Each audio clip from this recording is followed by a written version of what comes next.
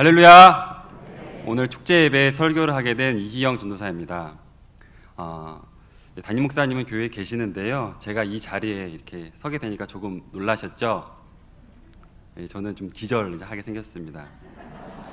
어머니에게 전화를 해서 어머니, 저 오늘 설교예요. 기도 좀 해주세요. 라고 했더니 어머니가 기도한다는 말은 계속 안 하고 아이고 희영아 얼마나 떨리니 청심환 먹고 가라 청심환 계속 청심환만 먹으라고 하시더라고요.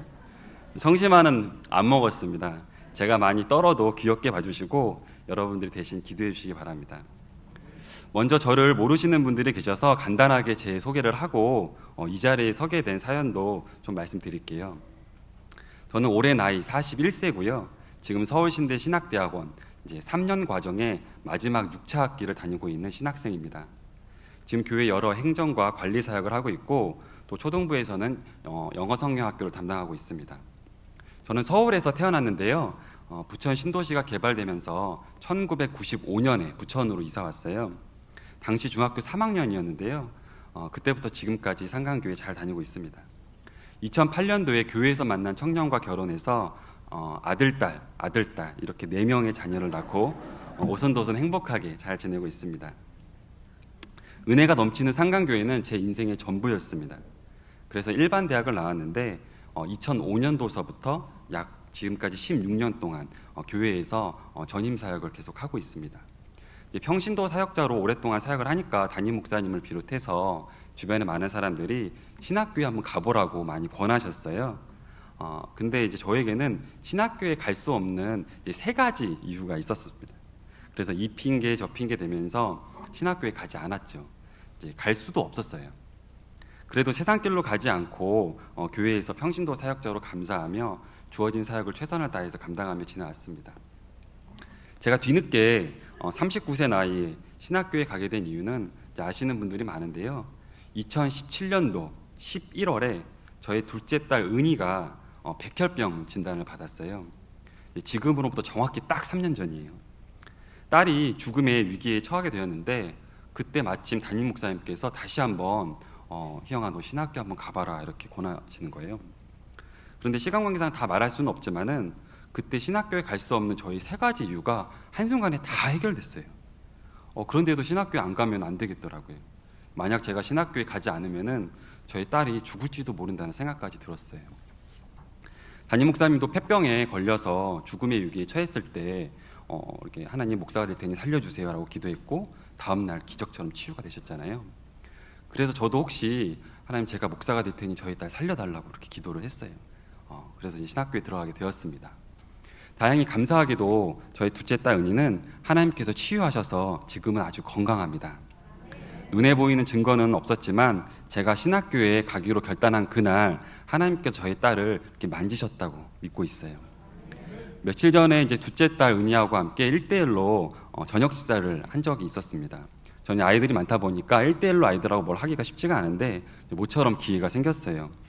설렁탕이 먹고 싶다고 해가지고 밖에 나가서 설렁탕을 사줬거든요. 성인 1인분 그 설렁탕을 혼자 툭딱 다 먹더라고요. 3년 전에는 이제 병원에 입원해서 백혈병으로 치료받을 때 제가 1대1로 간병한 적이 있었거든요.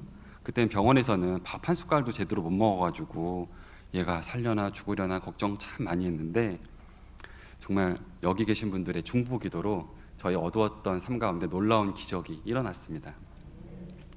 그래서 저는 이제 신학교 졸업을 앞두고 있는데요. 이제 문제는 이제 지금입니다. 신학교에 가기 전에는 제가 졸업만 하면 영적으로 엄청 성장했을 거란 기대가 있었어요. 그래서 좀 많이 공부하는 건 어려웠지만 열심히 했거든요. 그런데 지금 이제 졸업을 앞둔 시기에 나 자신을 정직하게 한번 살펴보니까 이제 막 걸음을 뗀 아기 같은 거예요. 모르는 게 너무 많은 거예요. 그래서 교직원 MT 때 이제 각자 사역 발표하는 시간이 있었는데 제가 이제 신학교 졸업을 앞두고 있지만 아직 너무 아기 같다고 그런 이야기를 좀 했어요. 교직원들과 사역자들 앞에서. 근데 담임 목사님께서 그 이야기를 듣자마자 좀 많이 답답하셨던 것 같아요. 제가 좀 진취적으로 막 이렇게 이끌고 나가기를 원하셨을 텐데 뭐 이렇게 좀 용기가 없고 겁이 많은 모습을 보이니까 담임 목사님 대뜸 그 말을 듣자마자 이전도사 오늘 주일 예배 설교해! 이러시는 거예요. 그래서 엄청 당황스럽고 놀라니까 못하겠다는 말도 안 나오더라고요. 그래서 꿀벙어리가 돼가지고 가만히 있었는데 그래도 오늘 담대하게 이 자리에 서게 되었습니다. 제가 26년 동안 상강교회를 다니면서 주일 오전에 이렇게 교육전도사가 말씀을 전한 건 한 번도 없었거든요. 제가 나이는 좀 아직 있지만 그래도 교육전도사인데 오늘 이 자리에 서게 돼서 정말로 가문의 영광입니다. 이 주보를 이제 가보로 보관하려고 해요. 독수리가 새끼 나는 연습 시킬 때 뭐 낭떠러지로 떨어뜨린다는 이야기가 있잖아요.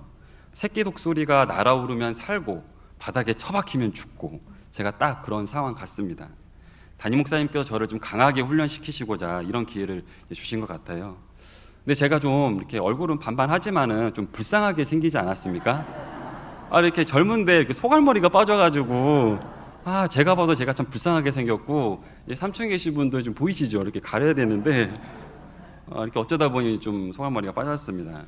뭐 힘든 건 없는데 이렇게 유전인 것 같습니다. 그런데 독수리 중에서도 좀 소갈머리 없는 대머리 독수리 아시죠? 저는 동물원에 가면은 그 대머리 독수리 보면은 멋있지가 않고 너무 불쌍해 보이더라고요.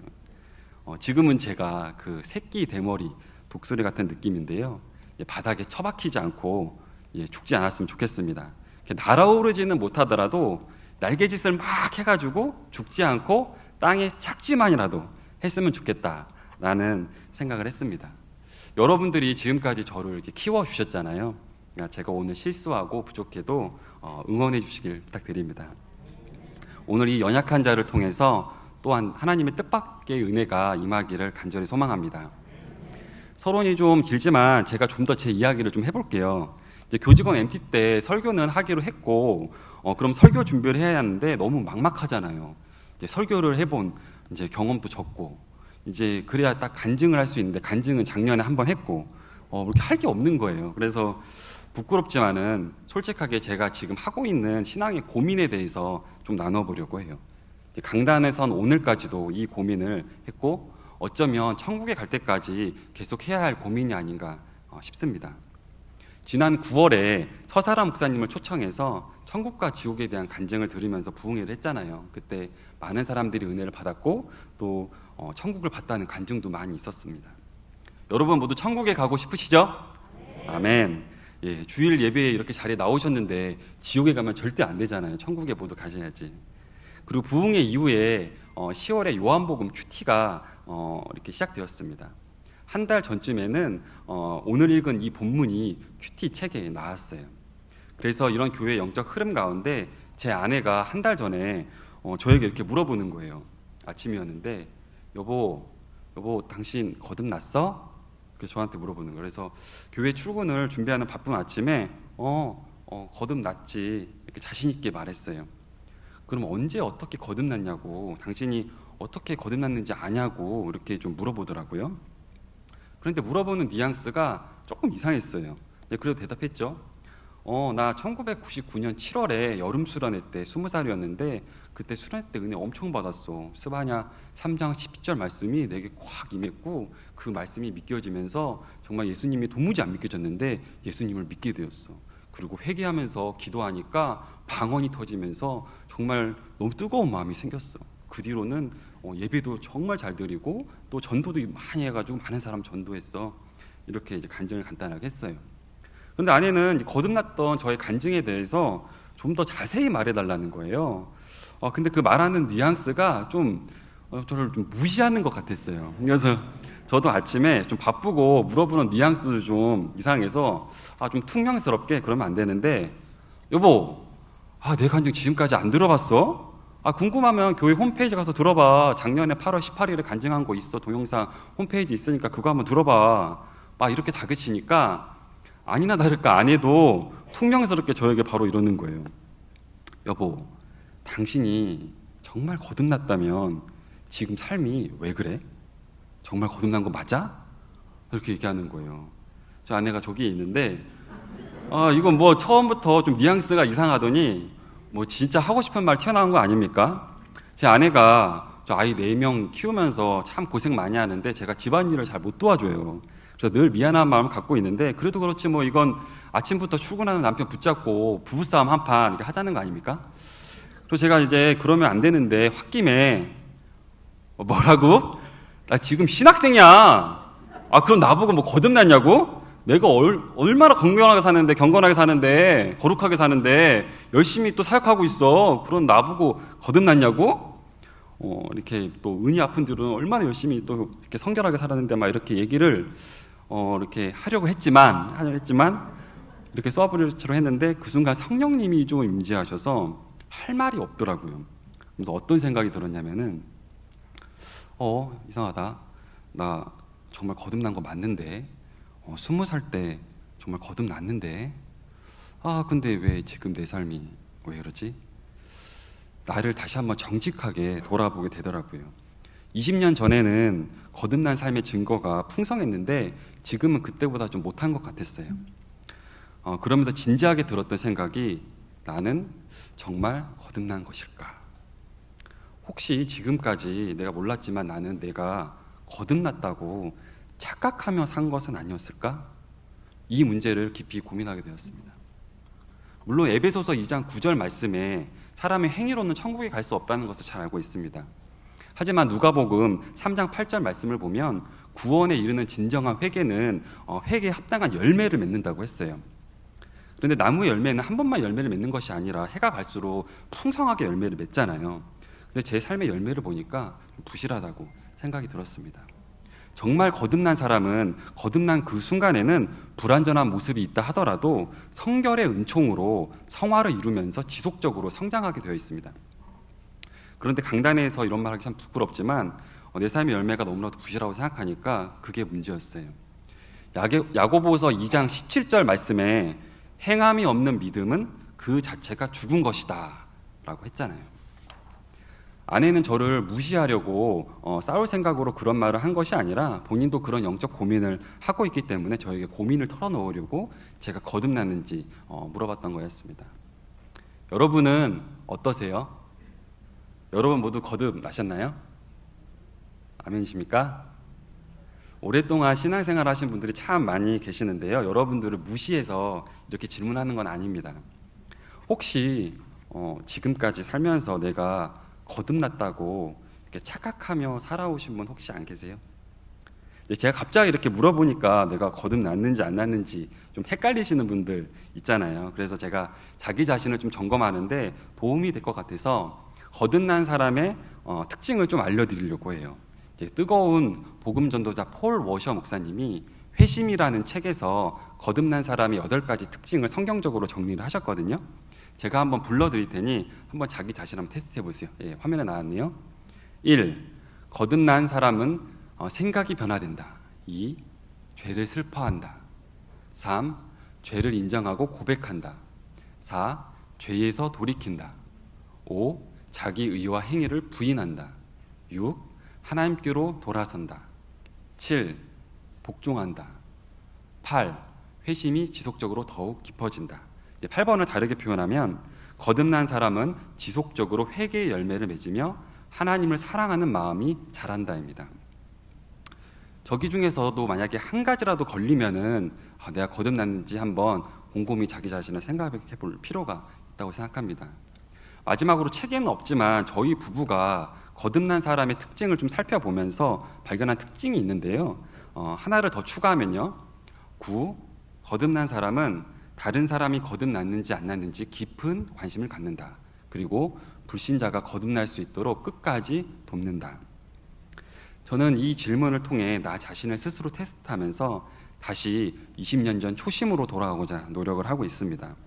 그리고 복음에 대해서 깊이 묵상하는 시간을 가졌어요. 감사하게도 담임 목사님께서 최근에 복음에 대해서 메시지를 계속 전해주셔서 큰 은혜를 입었습니다. 그래서 오늘 저는 또 그 은혜를 힘입어서 담대하게 또 복음적인 메시지를 전하고자 합니다. 오늘 설교 제목 다 같이 한번 읽어볼까요? 시작. 하나님이 세상을 이처럼 사랑하사. 여러분들이 너무나도 잘 알고 있는 요한복음 3장 16절 말씀에서 제목을 따왔습니다. 처음에는 설교 제목을 조금 강렬하고 직설적으로 거듭남 딱 이렇게 적었는데 중간에 저렇게 바꿨습니다. 그럼 오늘 성경 본문을 좀 살펴보도록 하겠습니다. 그 전에 먼저 질문을 하나 드릴게요. 여러분은 지금까지 살아오면서 역사상 어떤 사람이 제일로 전도 사역에 많이 기여를 했다고 생각을 하세요? 한 사람을 꼽으라면요.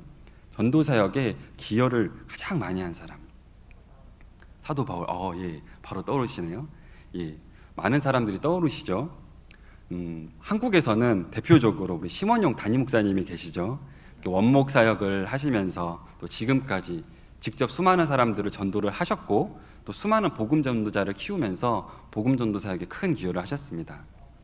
서울신학대학교에서 우리 또 가르치시는 목회자를 훈련하시는 우리 박영환 교수님과 또 최인식 교수님도 또 큰 기여를 하셨습니다. 해외로 눈을 돌려보면 지금은 소천하셨지만 정말 당대의 그 유명했던 전도자 빌리 그리암 목사님 또는 독일의 본케 목사님도 떠오릅니다. 또한 18세기에 정말 영국의 부운동을 주도했던 존 웨슬리 목사님도 이렇게 떠오르면서 당대에 유명했던 수많은 전도자들이 머리를 스쳐 지나갑니다. 그리고 직접적인 전도의 숫자는 적다고 하더라도 해외에서 생명을 걸고 또 사역하시는 해외 선교사님들도 떠오르고요. 또 6.25 때 순교하신 우리 교단의 문중경 전도사님처럼 이렇게 시골에서 목회하시는 분들도 생각이 납니다. 그리고 변함없이 우리 세계 복음화를 위해서 이렇게 기도하시는 여기 계신 많은 성도님들, 또 전도하시는 많은 성도님들이 또 이렇게 또 떠오릅니다. 아까 대답했는데요, 성경 인물 중에서 대답을 하면 또 대표적으로 바울과 베드로가 이렇게 떠오르시죠. 그런데 저는 오늘 조금 좀 엉뚱한 대답을 해보려고 해요. 제가 복음 전도 사역에 누가 기여를 많이 했는지 이제 물어봤잖아요. 직접적인 전도보다 기여라는 것만을 강조했을 때 저는 오늘 본문에 등장하는 니고데모라는 생각이 좀 들었어요. 왜냐하면 오늘날도 마찬가지이고 과거 수많은 세월 동안 2000년 동안 전도할 때 가장 많이 사용하는 성경 구절이 바로 아까 읽은 그 요한복음 3장 16절 말씀이잖아요. 다 같이 한번 읽어볼까요? 시작.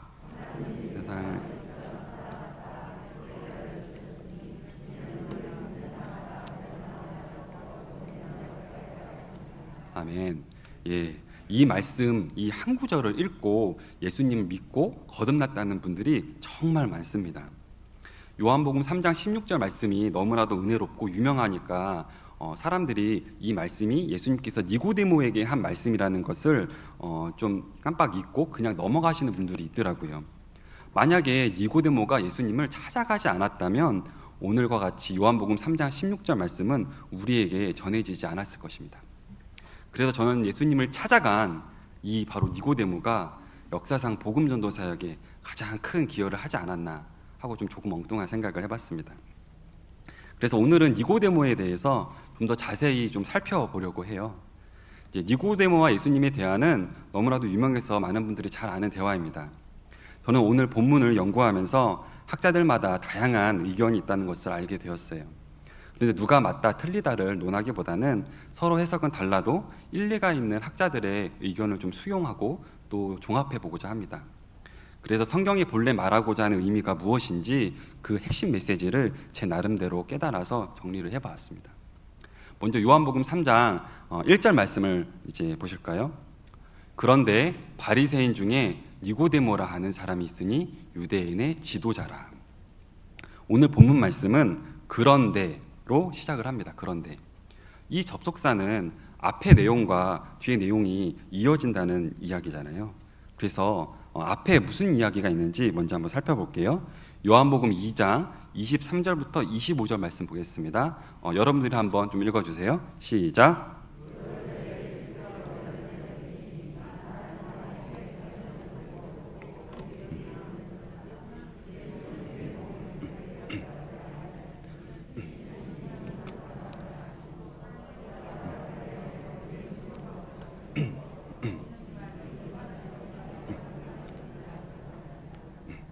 아멘.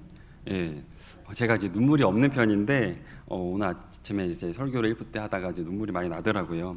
이런 자리에 설 자가 아닌데 내가 이런 자리에 서 있다는 게 기적 같고 너무 큰 은혜였습니다. 그래서 좀 목이 메이고 좀 기침도 나오고 좀 그러는데요. 이해해 주시기 바랍니다.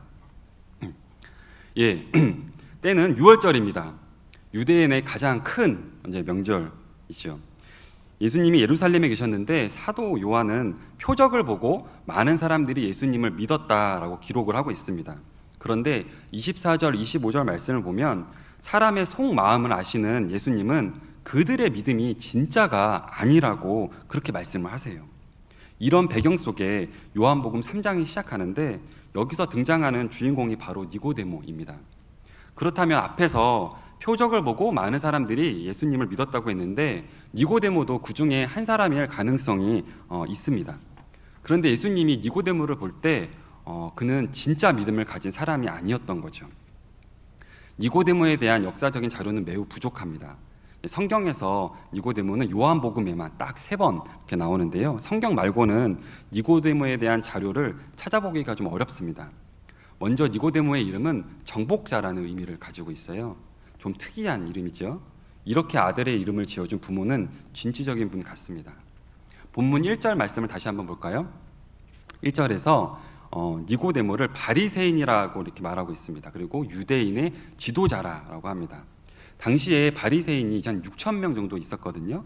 오늘날 바리새인이 좀 부정적인 이미지가 있지만 그 사람들은 굉장히 경건한 삶을 추구했던 사람들입니다.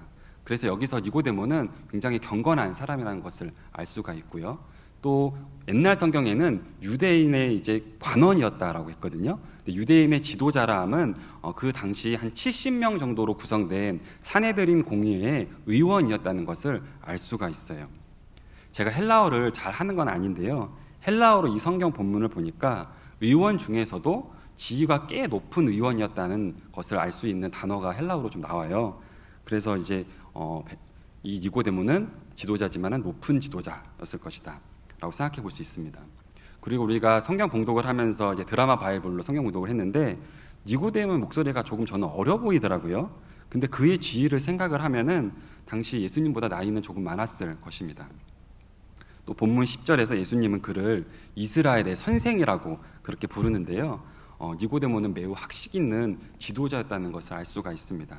정리를 하면요. 니고데모는 매우 경건한 사람이었고 지식이 뛰어나며 부와 명예까지 갖춘 사람이라는 것을 우리는 알 수가 있습니다.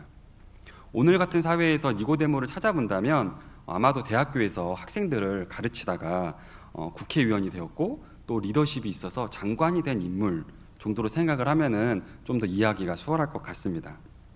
이어서 2절 말씀 한번 보실게요.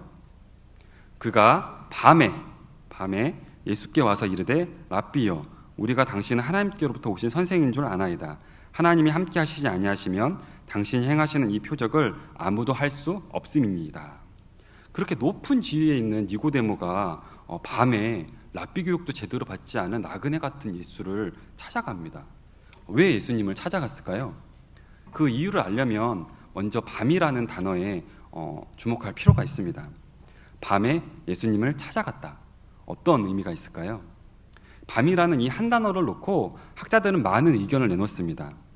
영적으로 방황하는 니고데모가 참된 진리에 대한 갈급함이 있는데 낮에는 사람들의 시선이 너무나도 두려우니까 밤에 몰래 예수님을 찾아갔다고도 말하기도 하고 또 유대 사회에서는 밤에 토론 문화가 형성되어 있었어요. 그래서 예수님과 밤에 조용히 독대해서 한바탕 논쟁을 하려고 밤에 찾아갔다고도 말합니다. 또 어떤 사람은 특별한 의미를 부여하지는 않고 그냥 찾아간 시간이 밤이니까 밤이라고 기록했지라고 이렇게 가볍게 넘어가기도 합니다. 그런데 큐티를 하면서 요한복음 전체를 쭉 읽어보니까요, 이 사도 요한은 특별한 의미를 부여하고 싶을 때 이 밤이라는 시간 설정을 드러내더라고요. 요한복음에는 밤이라는 시간 설정이 총 6번 나오거든요. 모두 인생의 어두움을 나타내고 있습니다.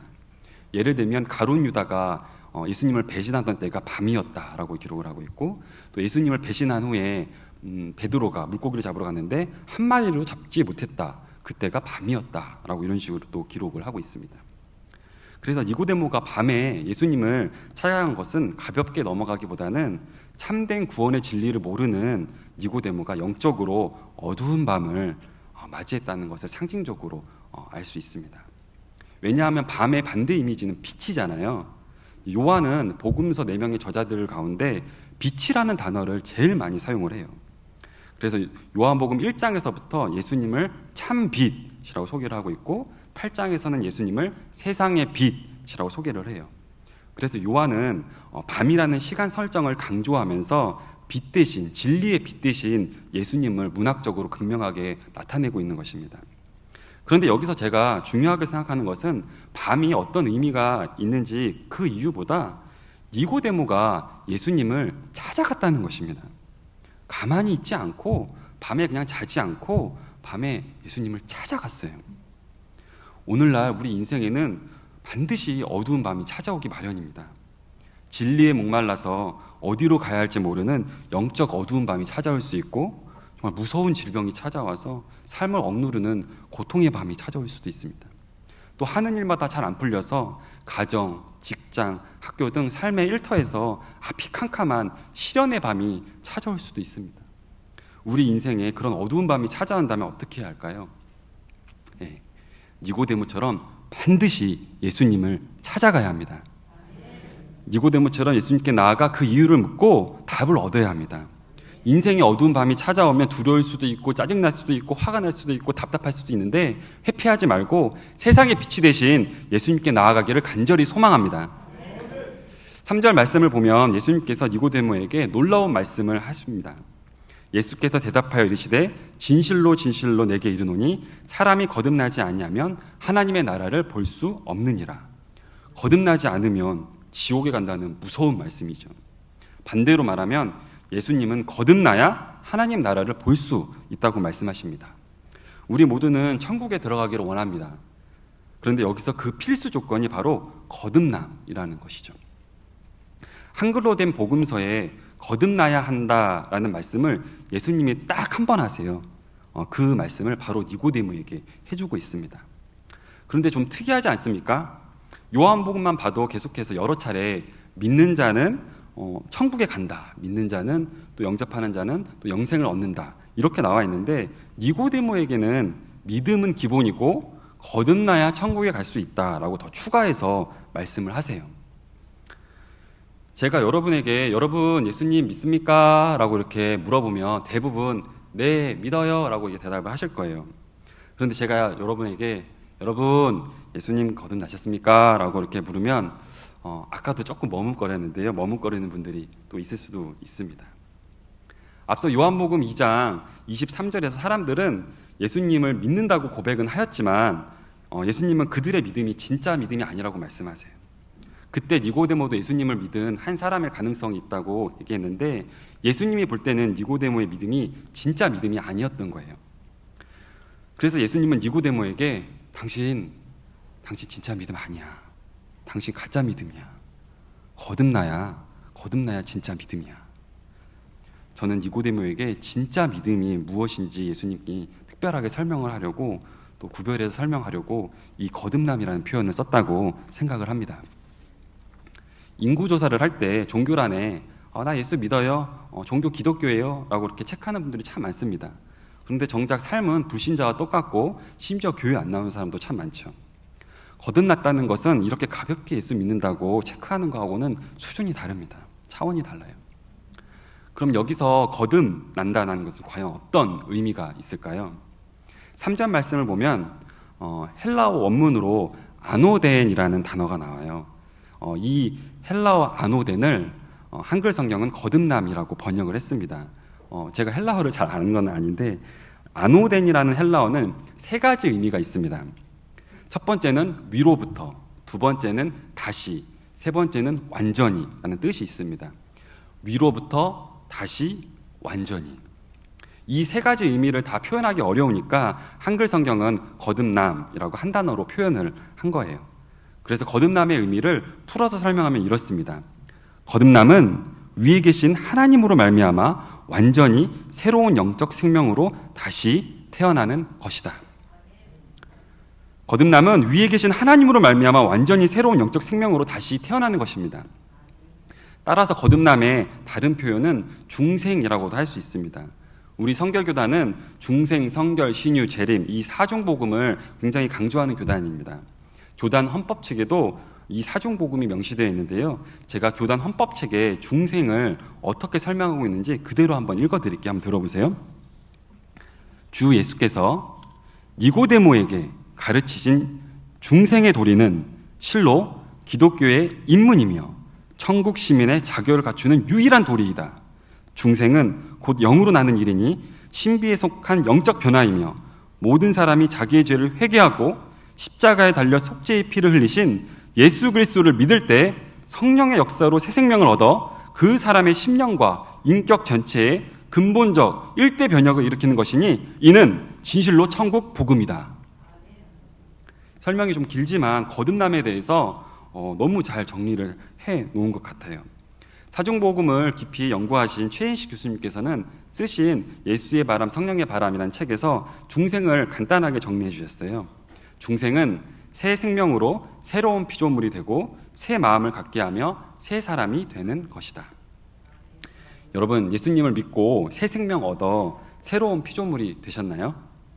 새 마음을 가진 새 사람 되셨나요? 오늘 우리 모두가 그렇게 거듭나기를 간절히 소망합니다. 예수님은 너무 귀한 진리를 니고데모에게 알려주셨는데 4절 말씀을 보면 니고데모가 엉뚱한 대답을 해요. 니고데모가 이르되 사람이 늙으면 어떻게 날 수 있사옵나이까? 두 번째 모태에 들어갔다가 날 수 있사옵나이까? 니고데모는 거듭난다는 것이 무엇인지 제대로 이해하지 못했어요. 아노덴의 의미를 잘 몰랐던 거죠. 그래서 예수님께서는 5절에서 이렇게 말씀하십니다. 예수께서 대답하시되 진실로 진실로 내게 이르노니 사람이 물과 성령으로 나지 않으면 하나님 나라에 들어갈 수 없느니라. 여기서 진실로 진실로 내게 이른다고 하는데 예수님은 정말 중요한 말씀을 하실 때 진실로 진실로 이 표현을 쓰세요. 요한복음에만 진실로 진실로 이 표현이 총 25번이 나오는데 니고데모에 대해서만 총 3번이 나와요. 그러니까 니고데모의 대화가 얼마나 중요한지 알 수 있습니다. 정말 중요한 대화가 오가고 있는데 여러분 계속 집중해 주시기 바랍니다. 예수님은 어떻게 하면 거듭날 수 있는지 니고데모에게 비밀을 알려주고 계십니다. 그 비밀은 물과 성령으로 거듭날 수 있다는 것입니다. 그럼 여기서 물과 성령으로 거듭난다는 것이 어떤 의미일까요? 여러분들이 오늘 이 시간 다시 새롭게 거듭나기를 원한다면 물과 성령으로 거듭나야 하는데 그렇다면 그 의미를 잘 알아야 합니다. 성령으로 거듭난다는 것은 어느 정도 이해가 되시고 잘 아시죠? 그런데 물로 거듭난다는 것은 무엇일까요?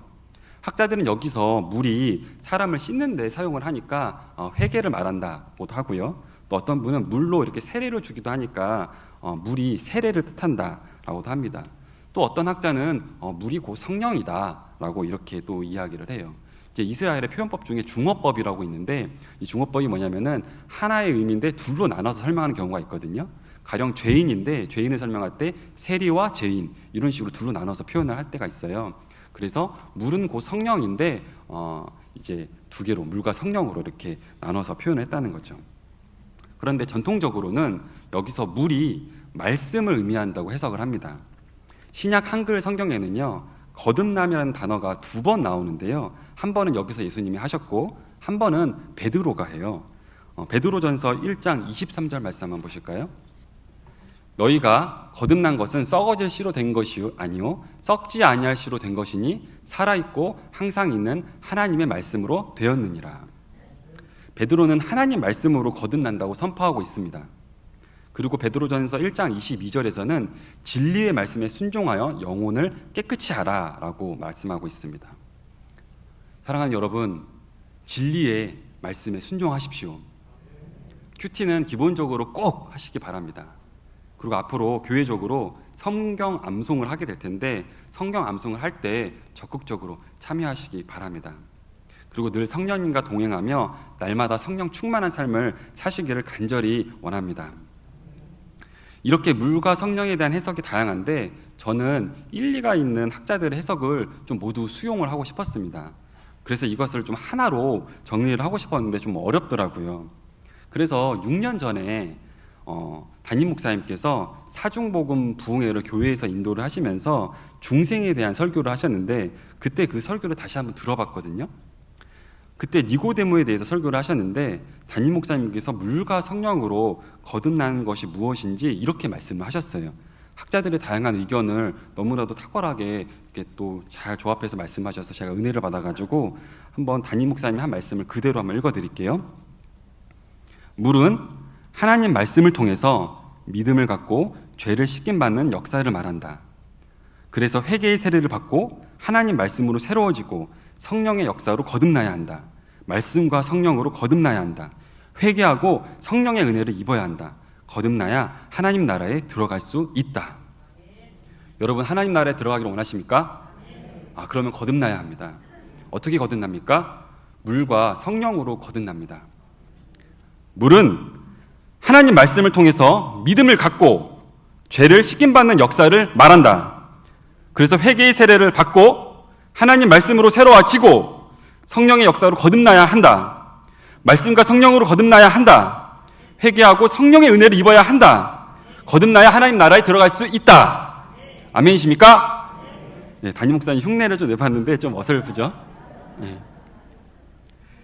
예수님께서 이렇게 잘 알려주셨는데 본문 9절 말씀을 보면 니고데모는 어찌 그런 일이 있을 수 있나이까 도무지 이해를 못해요. 그래서 예수님께서 답답하셨는지 10절부터 21절까지 쭉 오늘 본문 끝까지 귀한 복음을 니고데모에게 쭉 알려주십니다. 다 길어서 그 이후의 말씀을 자세히 살펴보기는 좀 어려울 것 같은데요. 중요한 것은 이렇게 니고데모가 예수님을 찾아갔고 모르는 것은 끈질기게 물어봤기 때문에 요한복음 3장 16절 말씀을 비롯해서 오늘 이렇게 은혜로운 이 본문이 오늘 우리에게까지 전해지게 된 것입니다. 우리 모두가 이 말씀 따라 예수님을 잘 믿고 거듭나서 모두 영생하기를 간절히 소망합니다. 그러면 이제 본문 8절 말씀을 보실게요. 바람이 임의로 불매 내가 그 소리는 들어도 어디로 와서 어디로 가는지 알지 못하나니 성령으로 난 사람도 다 그러하니라 라고 했습니다. 바람을 성령으로 비유했는데요. 우리는 바람이 불면 느낄 수가 있습니다. 그래서 성령으로 거듭난 사람을 만나면 저 사람 거듭났구나 그렇게 분명히 알 수가 있습니다. 요한일서 5장 10절 말씀을 보면요. 하나님의 아들을 믿는 자는 자기 안에 증거가 있고 라고 했습니다. 하나님의 아들을 믿는 자는 자기 안에 증거가 있다. 거듭난 자는 반드시 바람 소리 같은 거듭난 삶의 증거가 있기 마련입니다. 사랑하는 여러분, 오늘 이 시간 저와 여러분이 거듭난 삶에 뚜렷한 증거가 있기를 간절히 소망합니다. 그래서 사람들이 여러분들을 다 봤을 때 저분들 완전히 정말 거듭났어 이렇게 우리 모든 성도들이 서로 봤었을 때 저 사람은 거듭났군 이렇게 또 간증이 넘쳐난 역사가 일어났으면 좋겠습니다. 오늘 니고데모에 대해서 살펴봤는데요. 그러면 과연 니고데모는 거듭났을까요? 네, 궁금하세요? 우리 아멘을 우리 크게 하시는 우리 김기천 안수 집사님, 어떻게 니고데모 거듭났을까요? 아멘이 들어가셨네요. 예, 저는 그게 궁금하더라고요. 학자들마다 좀 의견이 분분해서 이렇게 말하기 조심스럽기도 하지만은 저는 개인적으로 니고데모가 거듭났다고 생각을 합니다. 왜냐하면 예수님을 만난 뒤에 니고데모는 분명히 삶에서 변화된 모습을 보여요. 저는 그 변화된 모습이 거듭난 증거가 아닌가 생각을 좀 해보았습니다. 지난 금요일 큐티 본문이기도 했거든요. 요한복음 7장 50절 51절 말씀 보실까요?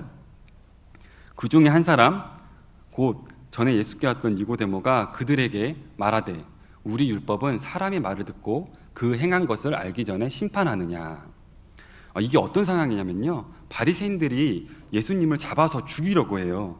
근데 니고데모도 바리새인이기 때문에 자기의 지위가 박탈될지도 모르는데 나서서, 가만히 있어도 되는데 나서서 예수님 편을 들면서 예수님을 적극적으로 이렇게 변호하는 장면입니다.